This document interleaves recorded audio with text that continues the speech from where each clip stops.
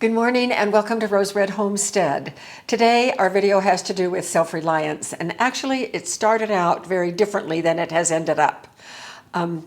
It has morphed into something much more expansive than what I originally intended, and I did go down a rabbit hole researching this, and so it has had an impact on my thinking as I have looked at this.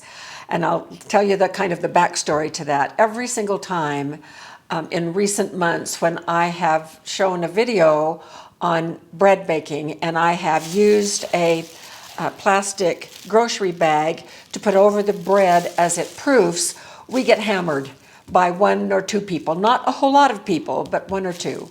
And you know, even though those comments are very much in the minority, I listen to people. Jim and I both listen to people. We've done it in our university classrooms. We listen to the one person. And so it just has made me worry. What they say is, oh my gosh, those are so full of germs. You're contaminating your bread. Well, I disregarded that in my mind because my thinking along that was that these bags are manufactured by machines and then they're stacked up without ever a human hand being on the inside. They're pulled off the little collections of them, opened up, and then groceries are put in here. And so I just thought, you know, they're probably pretty clean and clean enough that I don't need to worry about that. Well, it made me reflect back on the days of my youth, growing up, when brown bags were the only choice of carrying groceries home from the store, except that grocery stores back then also kept their cardboard boxes that their products came in, and you could take a cardboard box home with your groceries in it as well. And we used those brown bags for so many things.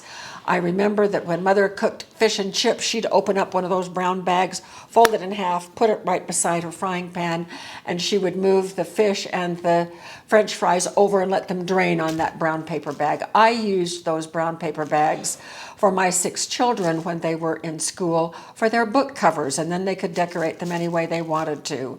There were just a myriad of ways that we could use. We used them to line our garbage bins.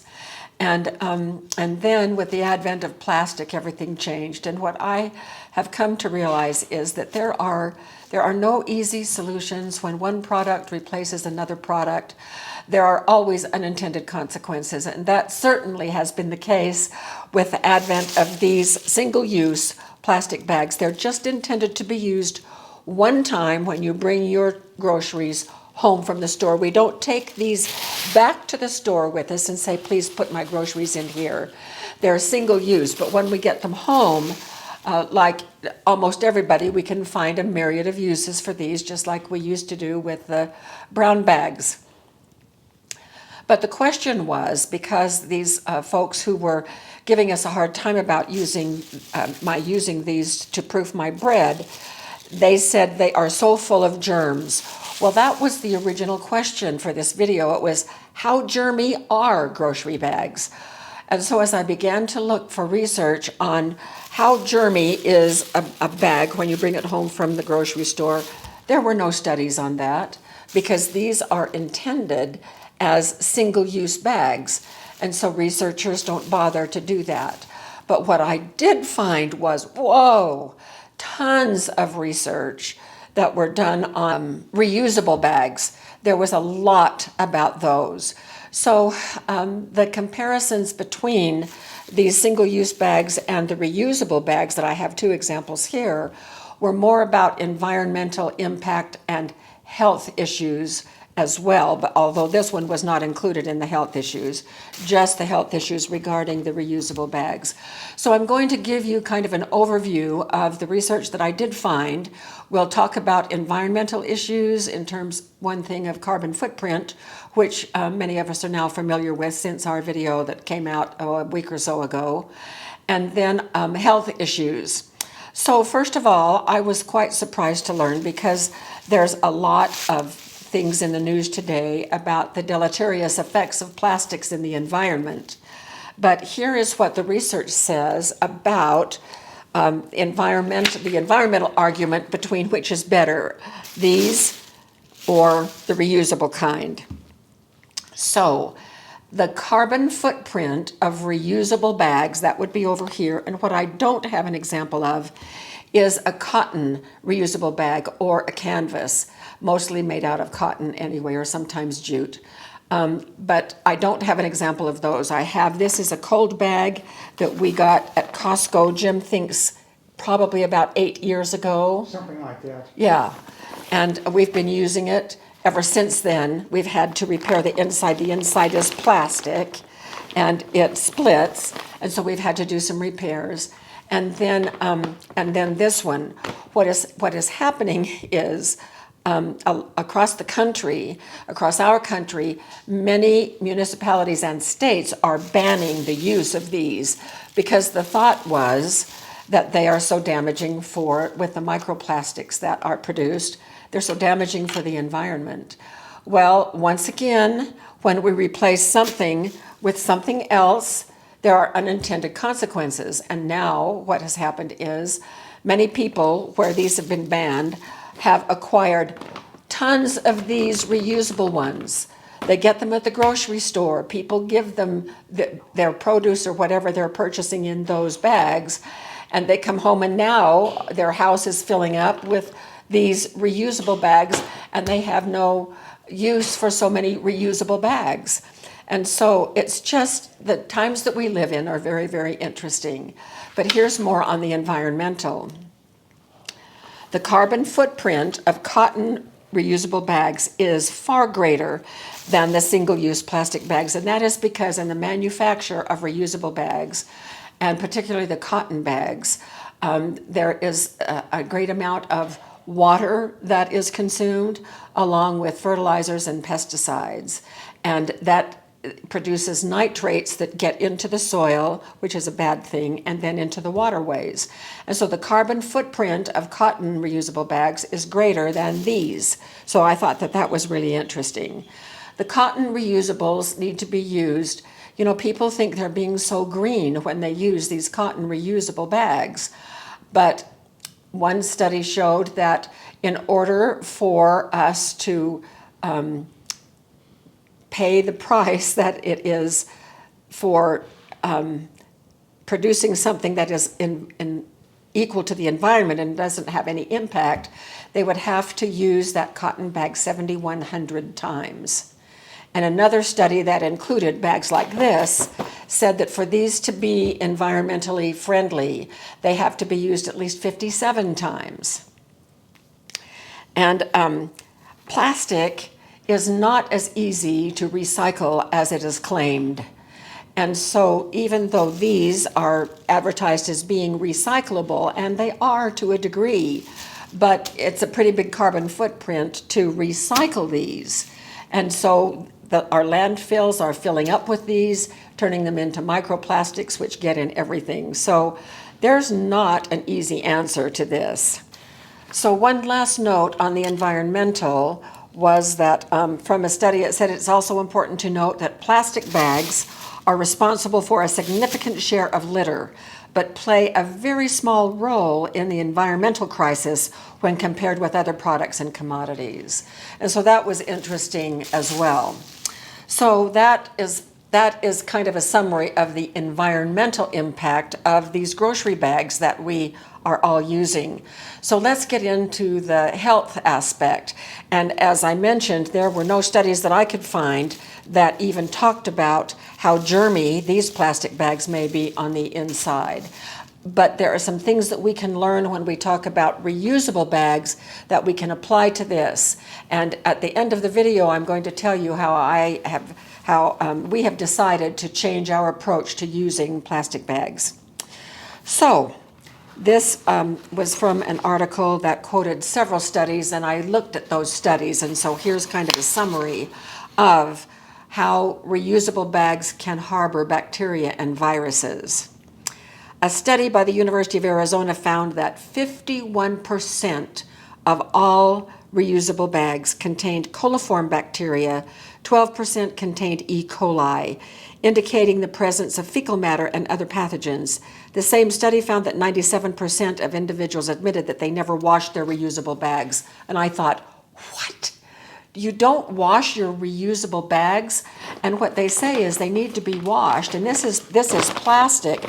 This came from the dollar store. We just went and picked this up last night. I don't have any reusable grocery bags other than this one right here, which is for cold and frozen things.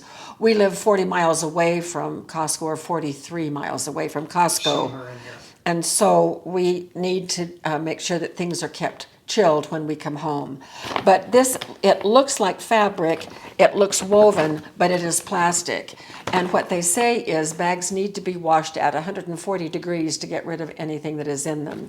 And I have an alternative for that I'm going to share with you in just a few minutes. The scary thing was that 97%, and I read this study, and this study, they selected about 30 people randomly who were walking into a grocery store with reusable bags, and they asked if they could have the bags and then paid them something for the bag. And they did it in California, Nevada, and Arizona. And I never could find how many, but there's at least 200 in the sample size, as near as I could tell. If they just did one in each of those locations, they probably did more than that. But in any case, that was pretty darn scary to me, that people are not washing their bags. And then I began to realize we don't wash this very often. We wipe it out. But last time I wiped it out, there was kind of a brownish stain in there, and I don't know if it was melted chocolate ice cream or blood, but my goodness, what a difference between those two. Harmful bacteria can thrive in reusable bags unless users clean them properly after each use with soapy water and then 140 degrees of water.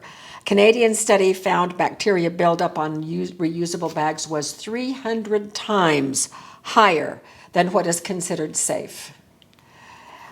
Storing reusable bags in a hot trunk, which many people do, causes the bacteria to grow 10 times faster. Now, we store this in Jim's car.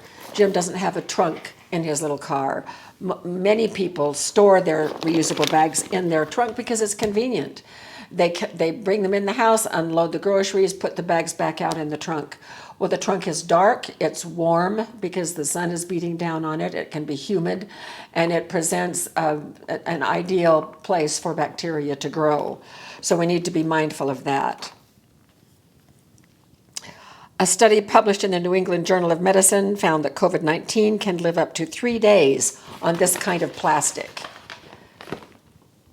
And reusable bags are very effective in transmitting infectious viruses from private homes to supermarket grocery carts and checkout stands. Now, that is something that I had not considered.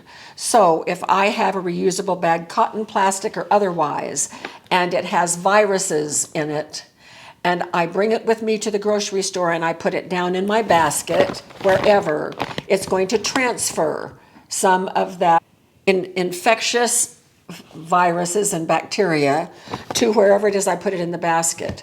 When I put it up, when I hand it to the clerk, they're going to put it down, drag it across their area, and so it's leaving a track of germs wherever it goes. And so I went, yikes, I hadn't even thought about that. And so given that 97% of people don't even wash those bags, that means that anybody who comes in a store with reusable bags is likely not to have washed them. And so that may make a difference between who I stand behind in a grocery line, ready for checkout. Not so long ago, millions and millions of baby pigs died because they traced the source back to reusable feed bags. Their feed comes in these great big plastic reusable bags. Those got infected the food, and then killed millions and millions of baby pigs. And then in Oregon some time ago, some teens and adults became ill because one of the parents had brought food to share with the team and with the adults in a reusable bag that they had stored in the bathroom. and the person himself or herself was sick with norovirus. And so that was passed on to several people. And then California researchers studying the potential of reusable bags to transmit infectious disease found that a contaminated reusable bag would cross-contaminate any surface it came into contact with, putting 9 out of 10 people who go to that grocery store at risk of infection. And so, as we think about what grocery bags are best for us personally to use, there are some factors there that may help us make that decision.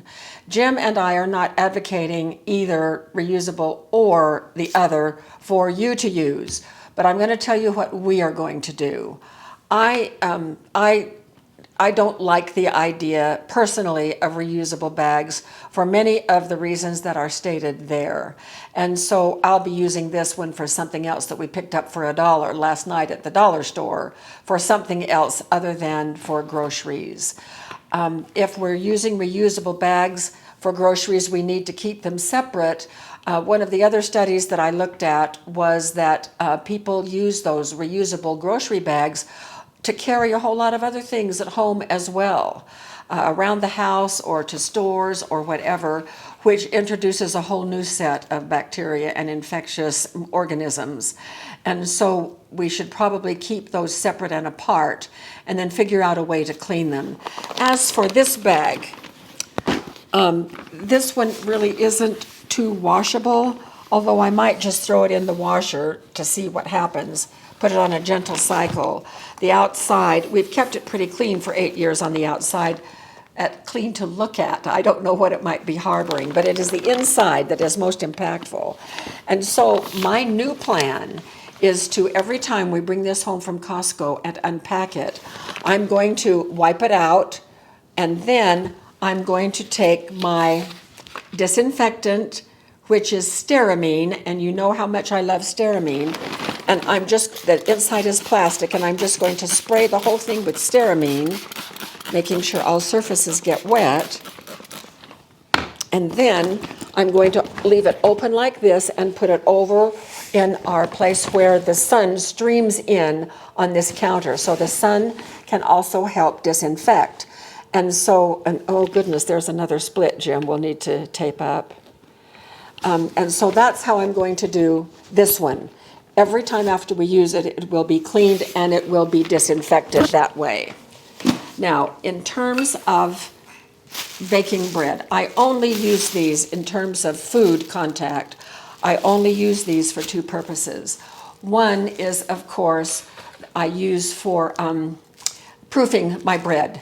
Now, the bag itself doesn't ever come in contact with the bread. So my reasoning, first thought when I was thinking, they're not so germy. And besides, they never come in contact with the bread. And the bread goes in the oven and is baked at 350 degrees. So it pretty much kills anything that might have fallen on it anyway. But I'm going to change my habit to a degree, because the alternative is that we see many people on YouTube channels and in instructions for recipes that we put our bread in a bowl and we cover it with plastic film. Well, that plastic film or saran wrap, whatever you want to call it, is also an environmental threat. It's plastic. And once we use that, we wad it up and throw it away and it goes into the landfill. So it's almost the same thing. And so I have gotten away from that a long time ago. About 15 years ago, Jim and I bought one of those giant rolls of plastic film from Costco. And we still have more than half of it left because I don't use it that often. For my bread, I use two alternatives. This is a Cambro. You've seen me use this in many of our videos for proofing bread. And this works great because it has its own lid that just fastens on just like that. Also recently, I have been inverting my mixing bowl over the bread. The bread is on the counter and I've inverted a mixing bowl. There are times, though, a lot of times when I am ready to do the final proofing, that I use these. So here's what I'm going to do with these bags. Now, I still think that the inside of these bags is fairly clean. I discard. Now I'm going to be putting them, rather than discarding them, I'm putting them in a separate container to recycle. I'm going to start recycling these bags. But first I'm going to use them as many times as I can. But for the ones that I use for my bread, I am going to turn them inside out, and I'm just going to give them a quick spray of ceramine as well, and put them over and let them dry out, and I will keep these bags separate, and I will use them more than one time. And that's how I'm going to do my bread from now on. And the second thing that I use these for recently is when I am sprouting grain in a flat baking sheet. I pull that like a pillowcase over the pan, one on this side to overlap them.